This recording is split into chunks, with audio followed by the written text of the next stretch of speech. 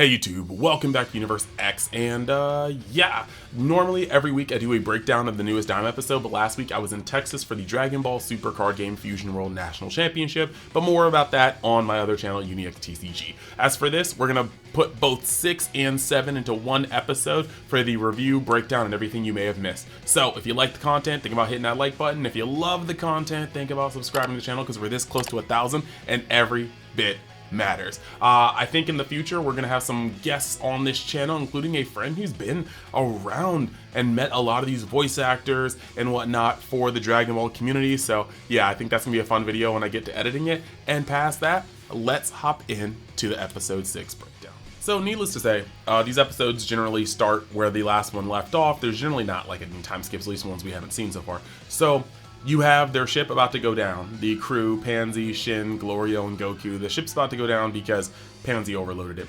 Once it touches down, they kind of have to figure out what they're going to do. You know, she's going to have to look at it for a second. And she's just asking like general questions. She doesn't know why Goku calls Shin Shin, or Supreme Kai. And Shin is trying to keep some of these things kind of close to the chest. I get it, not wanting to give your exact information out to the op or the potential op. But after Goku's, just slipping up a little bit, Pansy ends up pretty much just finding out that he's considered a god outside of Demon Realm.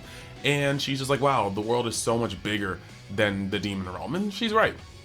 After this, Goku says he needs to poo, and Pansy is just like, bro, like, who says that? And throws some toilet paper at him, and he goes into a bush, and she's like, is he really strong enough to do the things that we need him to do? And Shin's like, I'm pretty sure he's the strongest in the universe.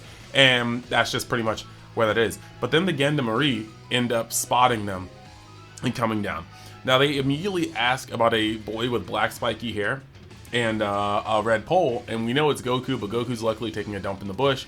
They ask to see the collar, and Pansy ends up pulling down her scarf to show that she's got the collar that the villagers had, where they can get taxed for their life force and whatnot. So it kind of sucks. She clearly is kind of embarrassed when it happens, and it just is what it is. Not a good moment for her. They tagged the collar, they did.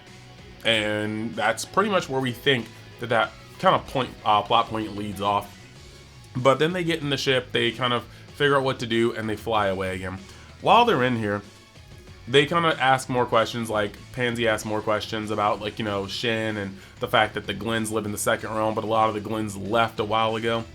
And that's when Shin starts talking about, origins and whatnot. And basically starts talking about how the Glen tree, there's a tree that he was born from, and it shows like weird picture where they just literally grow like fruits, just like Toriyama kind of stated a long time ago. And he also mentions that there's 5 different Glen trees, and that's kind of where the different 5 families of Glen can kind of come from. But then Pansy also remembers that Dagesu exists, so he also talks about how Dagesu is his brother. And then on top of that, she even talks about Arensu. And so Shin kind of has to come clean. He has to kind of talk about what's going on and explain some things. The Glens end up leaving the place a while back, but some of them could choose to stay. And that's what both his brother and his sister did. Dagesu was very, very ambitious, as described by Shin, and so he didn't want to leave. Whereas Arensu has always been kind of a mad scientist, and she wanted to stay because she preferred the excitement of the Demon Realm. So there you have it right there. They chose to stay there, and so they just haven't left. So he also mentions that Dagesu did not play well with other Glens, so him moving with them wouldn't really be in his best interest. Now, the last thing he explains, and I don't know if this is going to be important or not, but apparently Glen don't have a gender, so they all look kind of androgynous, even though Dagesu, Zamasu, Shin clearly look like men, Kibito clearly looks like men, but like Arensu, I don't know, she got them Tigo Bitty, so I don't really know where that's kind of coming from, but they apparently don't have genders, even though they look like they have genders. And I guess the Glen people themselves don't recognize them having genders. But we move on to a point where it looks like it's getting dark, but Goku is like, yo, even when it's dark, it's light here. It's kind of like if you've ever been in Times Square in New York, how even when it's dark, it's not dark. And what's it called? Pansy states that the Demon Realm has 2 suns, so it's always going to be slightly luminescent. But she's asking about how long they can keep going, and Gloria is like, no, we probably need to stop. And she's like, there's no hotels around here. So he suggests going to a cave. So they park the ship, and they get down and they go into a cave, and they start trying to make a fire for camp, and they start trying to eat. They have to eat like whatever potted meats they have, and potted meats are never good for anybody except Goku, I guess. And Goku eats a bunch of it and goes to sleep. Shin turns his nose up at it, and he gives a face that will be used in many a reaction meme. And my part, I just love it. And they just kind of start talking about some motives. Now, real quick, I just want to point out how Glorio is the most gangster dude that's ever been here. Like, you can see it in, like, if you pause at a correct moment. Glorio drinks liquor. He's clearly drinking liquor. He has the toolie on him. He robs people. Like, he pretty much robbed the hotel manager, and he's always ready to scrap.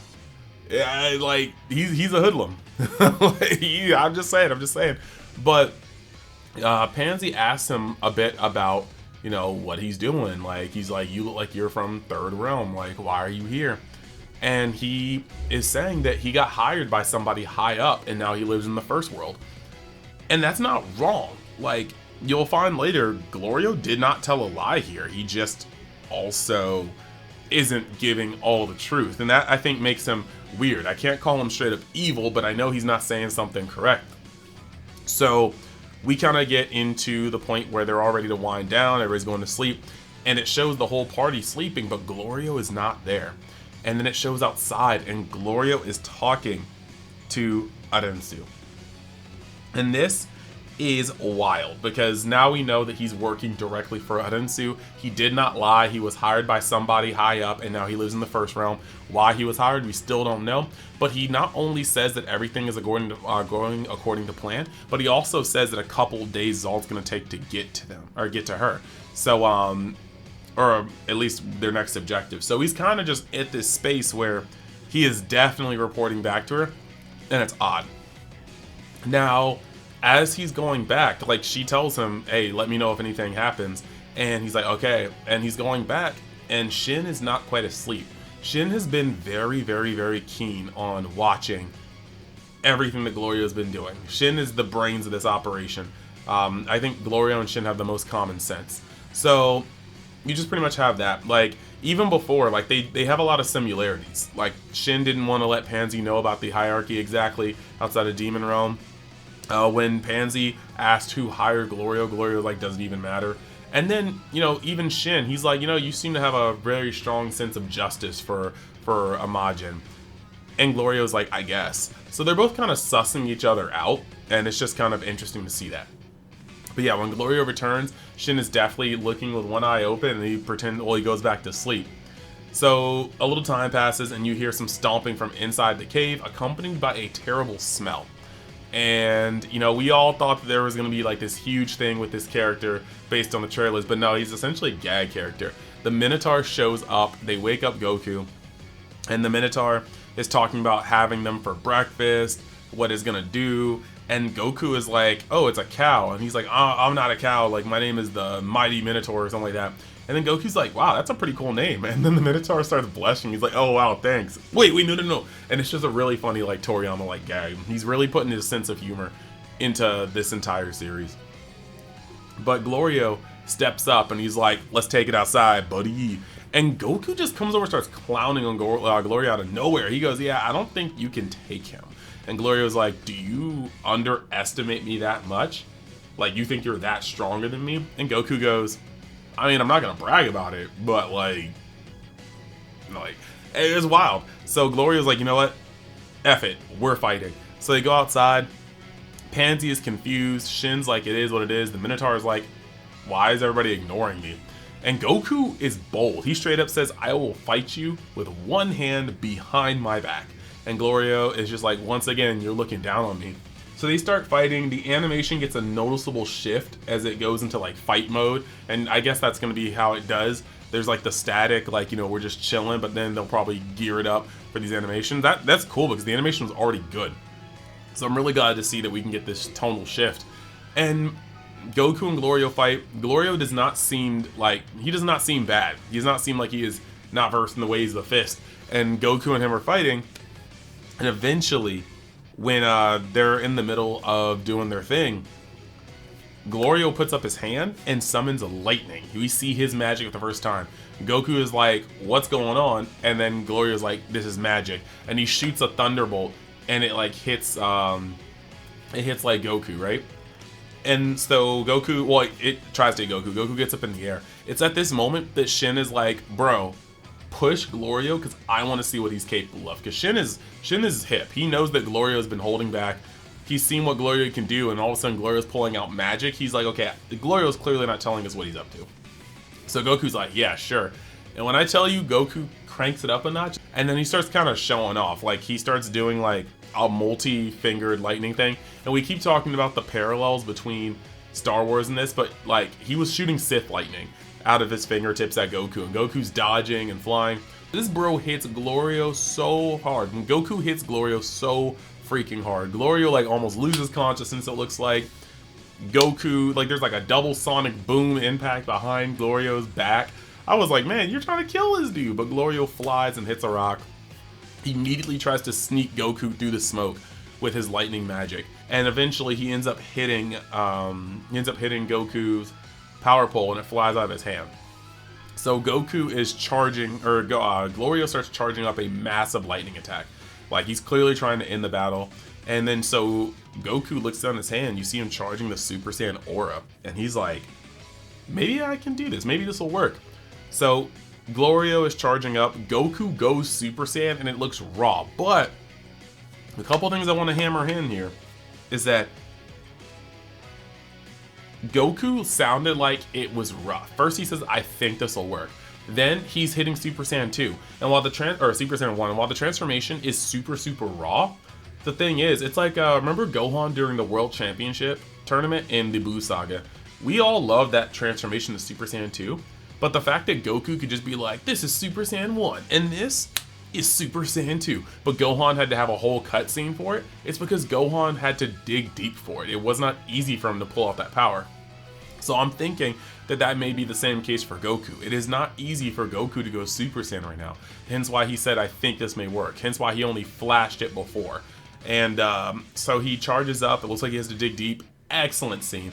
He turns Super Saiyan. Glorio shoots his best beam so far. Best beam, because I think he's still holding back. For reasons I'll get into in the next episode. And he fires it at Goku.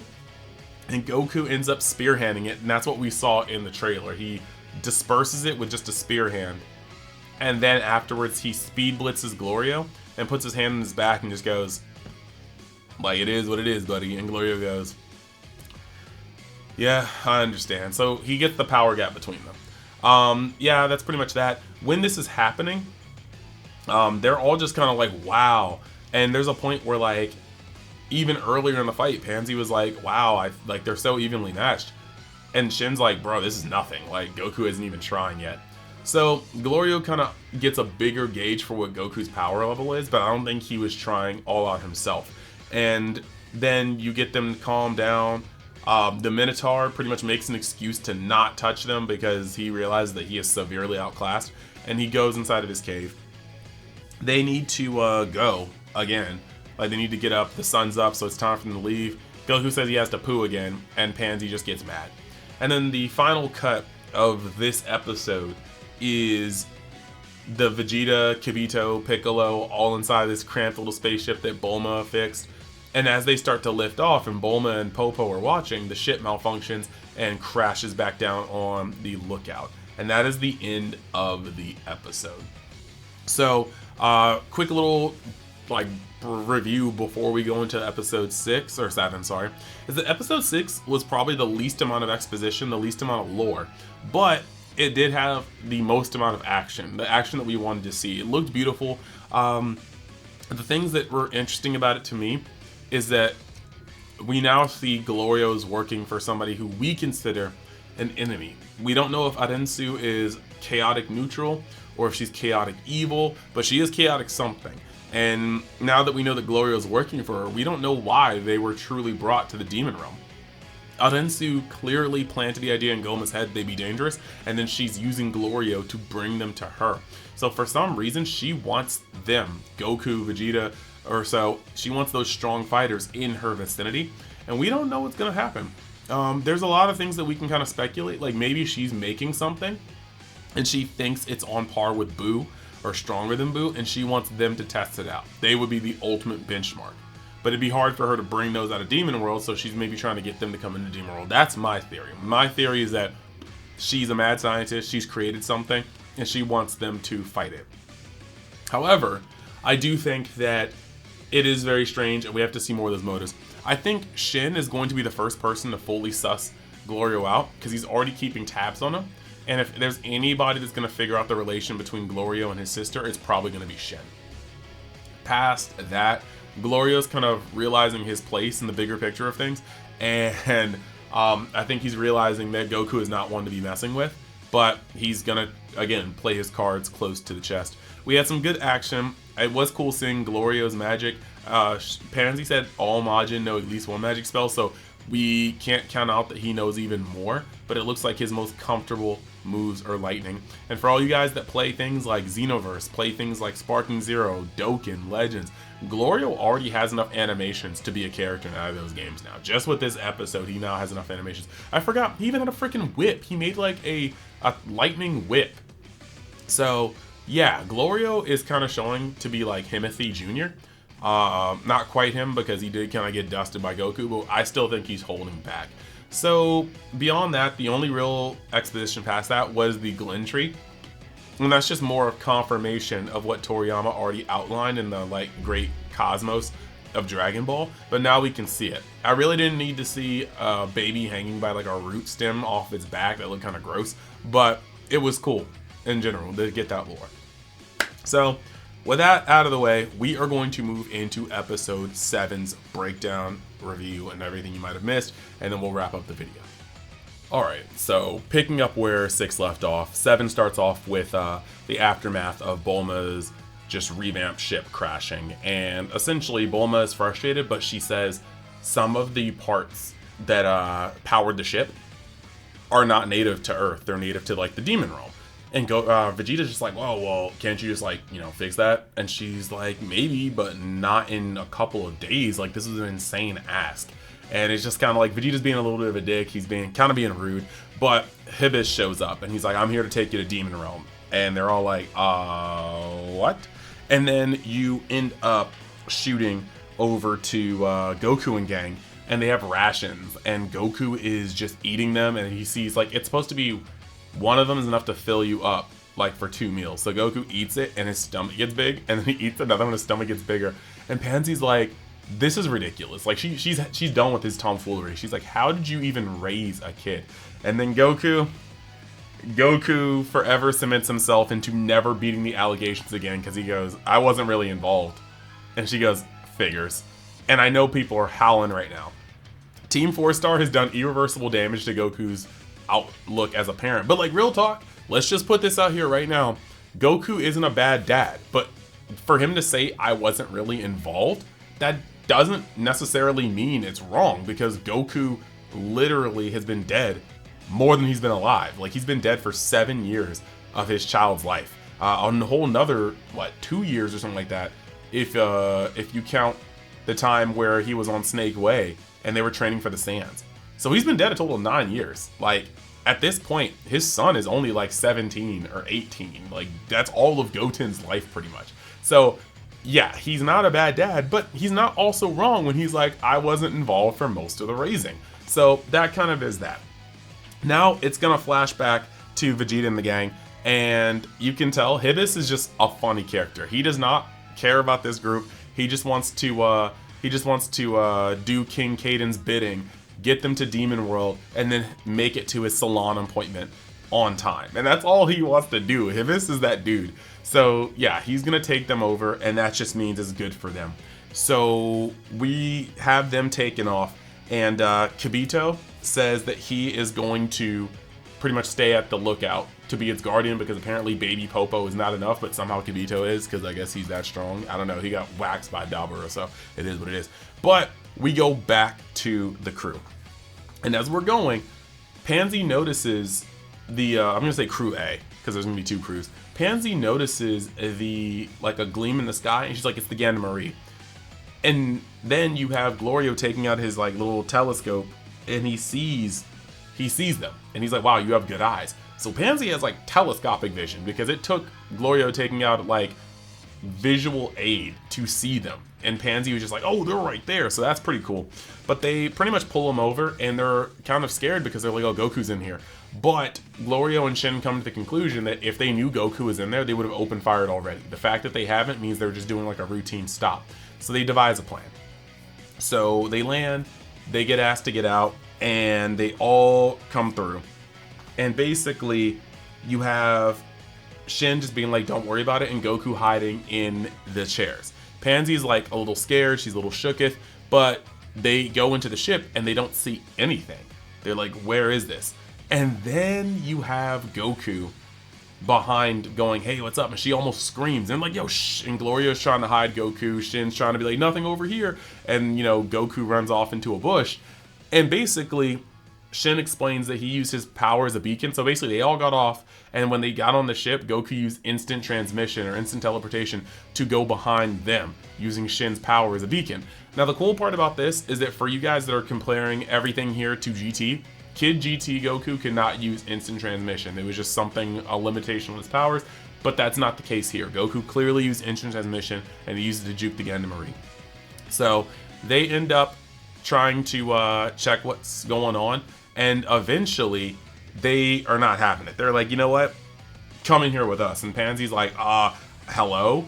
No. And they don't want to take anything for an answer. So they go to grab Pansy, and Pansy tases one of them. They're like, all right, you cooked, son. So they start trying to attack.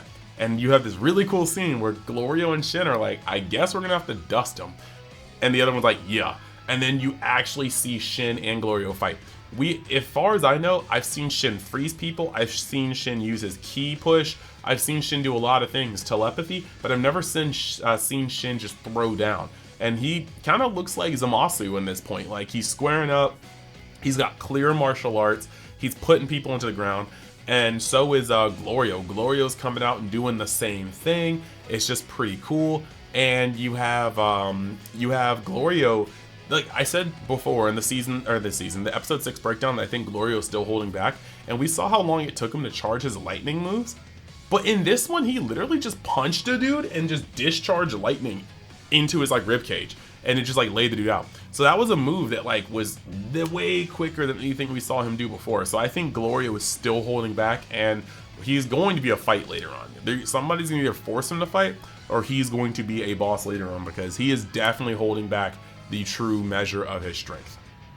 So yeah, that pretty much happens, and basically they're all going out. You have this really cool moment where a ship's getting away, and Glorio just shoots lightning at it and explodes, and you have this dual panel of Shin and Glorio looking at the destruction. It looks badass. And then one ship is finally getting away, and Goku just ki blasts it out of the sky. And that's pretty much that. So Pansy ends up